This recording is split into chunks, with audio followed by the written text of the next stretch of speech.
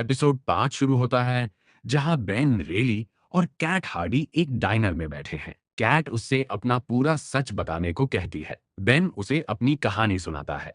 Flashback में 15 साल पहले वर्ल्ड वॉर वन के आखिरी दिनों में बेन एक सैनिक यूनिट का लीडर था, जो फ्रांस में जर्मन कब्जे वाले इलाके से अमेरिकी पीओडब्ल्यूज को रिहा करने गया था। वे एक टाउन में घुसते हैं और जर्मन लैब में पहुंचते हैं, जहां भयानक एक्सपेरिमेंट्स चल रहे थे।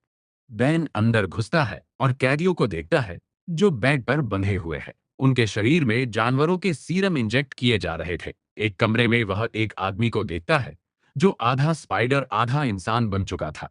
वह स्पाइडर मैन जैसा क्रिएचर बैन को काट लेता है। दूसरे सैनिक आ जाते हैं और उस क्रिएचर को गोली मार देते हैं। बैन को काटने के बाद उसके अंदर बदलाव शुरू हो जाता है। युद्ध खत्म होने के बाद भी बैन को सालों तक इंसान जैसा महसूस नहीं होता। वह अपनी पावर से डरता है और सामान्य जीवन जीने की कोशिश करता है। वर्तमान में बेन कैट को बताता है कि वह अपनी पावर से छुटकारा पाना चाहता है, क्योंकि उसकी मंगेतर रूबी की मौत के बाद वह नॉर्मल जीवन चाहता है। कैट उसे सुनकर सहानुभूति दिखाती है। दोनों के बीच करीबी बढ़ती है। इसके बाद बेन फ्लिंट मार्को यानी सैंडमैन से मिलता है।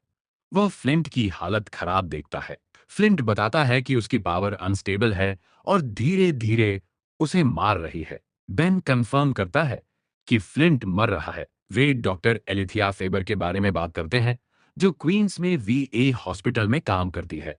रोबी अपनी फुटेज का इस्तेमाल करके डेली ब्यूगल में वापस नौकरी हासिल कर लेता है। वह अब फिर से रिपोर्टर बन गया है और बेन के साथ मिलकर डॉक्टर फेबर से मिलने जाता है। रोबी रिपोर्टर बैज दिखाकर फेबर से बात करता है। उसी दौरान बेन उसके ऑफिस में सैकड़ों में घुस जाता है। फेबर के ऑफिस में बेन छिपकर फाइलें देखता है। वह पाता है कि सभी मेटाह्यूमन जो पावर पाने वाले थे, वे फेबर के पास इलाज के लिए आते थे। फेबर जेनेटिक एक्सपेरिमेंट्स कर रही थी। बेन को एक पेशेंट बनकर पकड़ा जाता है। वह डॉक्टर कॉलिंस की तलाश का बहाना करता है। फेबर संदेह करती है, लेकिन बात चलती रहती है। कैट सिल्वरमेन के साथ लंच पर होती है। फ्लिंट लॉनी के साथ वहां आता है। सिल्वरमेन कैट को जाने को कहता है और लॉनी से प्राइवेट बात करता है। फिर क्योर के बारे में चर्चा करते हैं। बेन कैट के घर विंडो से घुसता है। वह उसे बताता है कि फ्लिंट सिल्वरमेन के साथ वापस आ गया है और वह विंस्टन के बारे में जानता है। कैट घबराती है। बेन फ्लिंट की हालत बताता है। वे दोनों करीब आते हैं और इमोशनल मोमेंट शेयर करते हैं। फ्लिंट की हालत बिगड़ने पर कैट बेन से कहती है कि क्योर ढूंढना जरूरी है। बेन डॉक्टर फेबर के पास फिर जाता है। वहां रोबी भी होता है। वे फेबर को कन्फ्रंट करते हैं। फेबर बताती है कि वह पीओडब्ल्यूज पर हुए एक्सपेरिमेंट्स का स्टडी कर रही थी। उसने बेन के ब्लड से क्योर बनाने की कोशिश की थी। कैट फेबर से मिलती है। वह पूछती है कि क्या डॉक्टर फेबर स्पाइडर को नुकसान नहीं पहुंचाएगी। फिर कैट बेन की आइडेंटिटी उजागर कर देती है कि वह बेन रेली है। यह बेन के लिए बड़ा झटका होता है। बेन को पता चलता है कि कैट ने उसे बेच दिया है, क्योंकि वह फ्लिंट को बचाना चाहती थी, जो उसका पुराना लवर था। सिल्वरमैन और मेयर मॉरिस दोनों क्योर के पीछे पड़ जाते हैं। वे बेन को पकड़वाने के ऑर्डर देते हैं।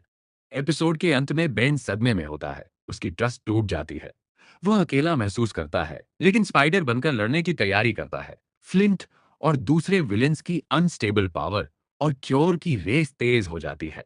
बेन को एहसास होता है कि उसकी पावर अब भी जरूरी है। कैट की बेट्रियल के बाद वो और सतर्क हो जाता है। एपिसोड इसी के साथ खत्म होता है।